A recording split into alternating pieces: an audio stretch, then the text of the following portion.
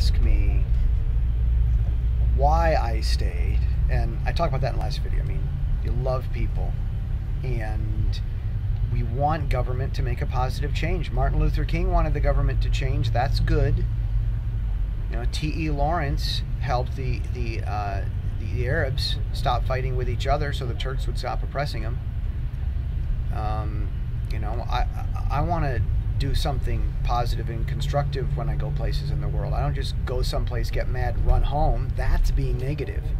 If I go someplace, I see a problem, and I talk about the problem, I tell the world about the problem, you know, some, you know, pampered, born with a silver foot in their mouth dweeb might think I'm complaining. No, I want people to stop being hurt. It's like, no, I'm not going to get over it and help the oppressor continue to beat people. I want to stop the oppressor, because that's what good people do. It's you know, being quiet about the problems. That's the problem. Getting angry, running away, giving up, not trying to confront the problem. That's being negative. Being positive is saying, hey, everybody, this is a problem. We got to fix it. Martin Luther King Jr., hero of mine. There's no way I'd ever be as big as him, but I want to be like him in the little way that I can. Well, that's what I'm trying to do, and I think that's what God wants. I mean, God doesn't want us to oppress people. He wants us to help people stop being oppressed. So I think I'm on God's side with that. Well, the God factor. People ask why I stay. That's why I stay. But how did I stay is another question. Some people get lucky, or they're really, really illegal. Me, I followed God's advice. Like, I'd pray and ask what to do, and I'd meet friends. And there's been this God factor. And there's been this number that's been coming up constantly in my life over the past, I don't know, since maybe August. I mean, right now it's May. This is the number right here. Here it is. There it is, 522. 522 is my room number. It's the room that I live in. 5:22 a.m. is the time that I reached the peak, the summit of Mount Jade.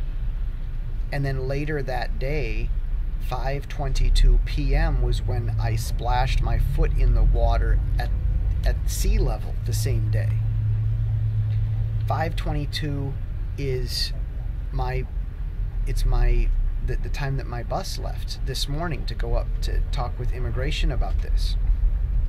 This number 522 shows up all the time, and May 22nd, 522 is approaching, and I have no idea what it's gonna be. It could be wonderful news where this whole problem for me gets solved.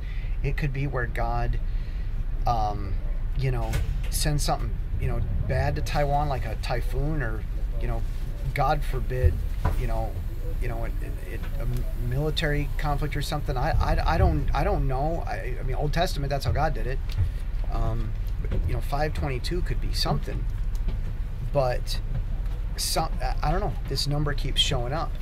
Now, I know in the Old Testament, God made it very clear: do not oppress the widow, the orphan, or the fatherless child, or the foreigner.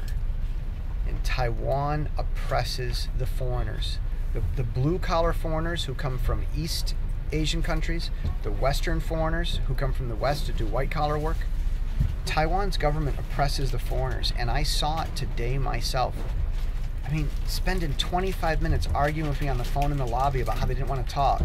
And then, okay, I've only got 20 minutes to talk, you know, they come up. And then, like, she wastes all kinds of time and then lectures me about how little time we have, and she's got to go. It's like, this is not a government that respects foreigners. This is not a government that wants other countries to think that they respect foreigners. This is not a government that wants their own people to think they respect foreigners. But then at the same time, they turn around and they're buying all these advertisements, paying YouTubers to vlog happy things about them. When a country oppresses the foreigners, I don't know what's going to happen. And this 522 thing keeps showing up. I'm praying that the 522, May 22nd, if it's something at all, I'm praying that it's good. I pray that it's a good thing. I really do.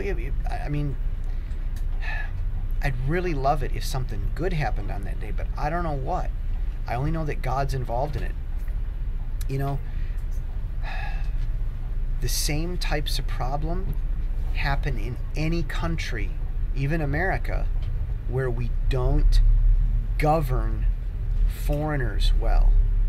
Because America's immigration laws, they don't, it's not about Democrats and Republicans. It's not about being pro-amnesty or not. I don't see anyone in America's government really talking about a thoroughly good immigration policy. It's just, let's close the border and then get a better program for people to come in through. Okay, that'd be really good. But then just letting them come in, sanctuary cities doesn't provide governance for them. That's the thing. We think it's compassion, but letting people enter the country illegally and then just not enforcing the law for them,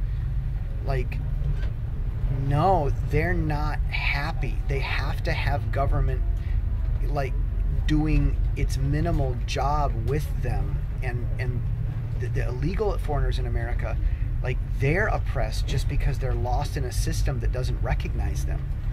So we have to have proper governance for foreigners, and just letting people walk in over the border and do whatever they want, that actually makes their lives very, very horrible. We have to provide a correct way forward.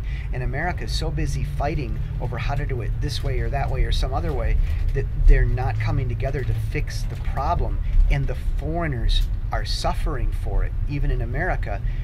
And the God of the Old Testament was very clear.